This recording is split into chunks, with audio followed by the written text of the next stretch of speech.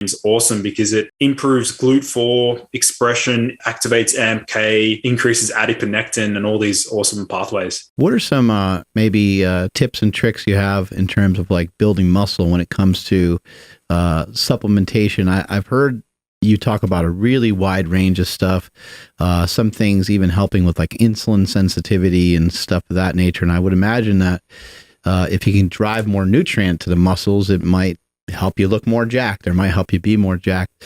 So do you have anything, I know people talk quite a bit nowadays about essential amino acids during the workout, and people have all kinds of different practices when it comes to gaining muscle. Do you have anything up your sleeve in terms of like recovery or in terms of just being able to load the muscles with more nutrients? Yeah, there's one molecule that I'm really excited about. It's not exactly released yet, but it will be fairly soon. Everyone's heard of BCAAs. Everyone knows about leucine, isoleucine, valine, so those three amino acids. Mm-hmm. There is one that's a derivative of leucine called dileucine. It's two leucine molecules bound together to create a dileucine peptide. And that one there, based on some initial human trials, that one there increases protein synthesis by up to 40% more than leucine by itself. So that's something that's going to be really cool. When you say it's unreleased, what do you mean by it's a molecule that's unreleased? Like, how did you get your hands on it? I work real closely with Sean Wells. He's like he's considered the world's greatest formulator. So I do get my hands on some nifty ingredients. And if you saw my pantry, I mean, it's full of exotic botanicals and weird compounds. But it will be released, I think, later towards the end of this year. Mm-hmm. I'm hoping to see it released just in isolation so that guys can literally use it on its own, like post-workout, maybe like adding less than 2 grams in your shake. That's really exciting. I'm really excited about that one. What about some of these things that people are utilizing to help them manage their blood glucose levels? There were some of these pharmaceuticals that you were talking about that can maybe assist with people losing body fat and things of that nature. Pat Project family, I don't want you guys to continue looking dusty in your old gym clothes. That's why we've partnered with Viore Clothing. You see, I'm guilty of not wanting to wear these gyms to work out because they feel so good.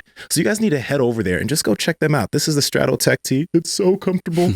Let me just let you guys out. Andrew, how can people get it? Yes, guys, you guys got to head over to viori.com/powerproject. VUORI.com/powerproject. Links to them down in the description below. Let's get back to the podcast.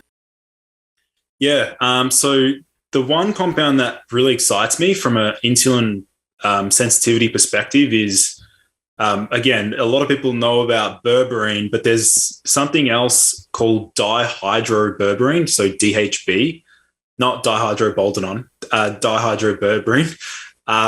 That one there is really interesting because a lot of the drawbacks associated with berberine is the really poor bioavailability. You have to use really high doses. If we're trying to match, like, let's say metformin, you have to use, 1,500 to 2,000 sort of milligrams to really see a difference. But dihydroberberine, we can use such a small dose, like 50 to 100 milligrams per day, and it's got better bioavailability. It then gets reconverted back into berberine in the small intestine, and it doesn't come with any of the drawbacks like bloating, cramping, or all the other side effects. And dihydroberberine is awesome because it improves GLUT4 expression, activates AMPK, and increases adiponectin and all these awesome pathways. And that's still something that people can get their hands on currently? Yeah, it's released. I just did a post about it a couple of days ago on my Instagram for those, because a lot of people have been waiting for that ingredient. How would someone go about utilizing that? Would that be something you would want to take with a high carbohydrate meal type of thing? Exactly, yeah. So my premise there is to use it about 20 to 30 minutes before your highest carb meal of the day. So for me, that's like in the evening. I tend to refuel on carbs in the evening. And so I'll use it about just the same way that bodybuilders would use metformin. They would use, dihydroberberine as a substitute there. And for you, actually, since you kind of mentioned that, in what ways do you like schedule out your food during the day for work productivity?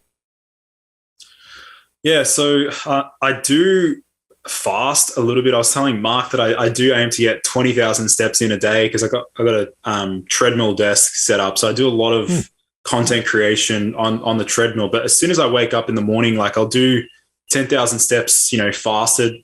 Once I hit that 10,000 steps mark, I bring in my first meal, which is always like 40, 50 grams of protein with some sort of fats. So it's high fat, high protein. Mm-hmm. And then I shift everything and then I stagger the carbohydrates back and carb backload. It works really well for me from a productivity perspective. And then also the sleep aspect as well. I find I sleep, really well when I shift majority of my carbohydrate sources towards the end of the day. And also, like when you mentioned dihydroberberine or berberine, do you notice any shift in how tired you feel after? Because like if I eat a high carbohydrate meal, if I don't go take a walk, I'll feel pretty lethargic, kind of tired. Do you notice that kind of goes away when you use that? Yeah, it does help to blunt the post-meal fatigue a little bit. So you do get, just like even when I've played around with metformin, I've noticed my carbohydrate tolerance and also megadosing vitamin B1. That one there is so effective to reduce the crash post-meal because it really ramps up glucose oxidation. So you get like a really good ability to handle carbohydrates when you have like, let's say 400 to 800 milligrams of just vitamin B1 on its own. A lot of people think that, I get B1 in my B complex, but when you use B1 on its own, like in isolation, like that one there is really effective for reducing post-meal fatigue. Hey, little mama, let me whisper in your ear. Like, comment, subscribe to the channel because we continue to bring you peak content on this channel. Obviously, you guys are here. You guys have watched the whole video. So like, comment, subscribe. All right. See you later.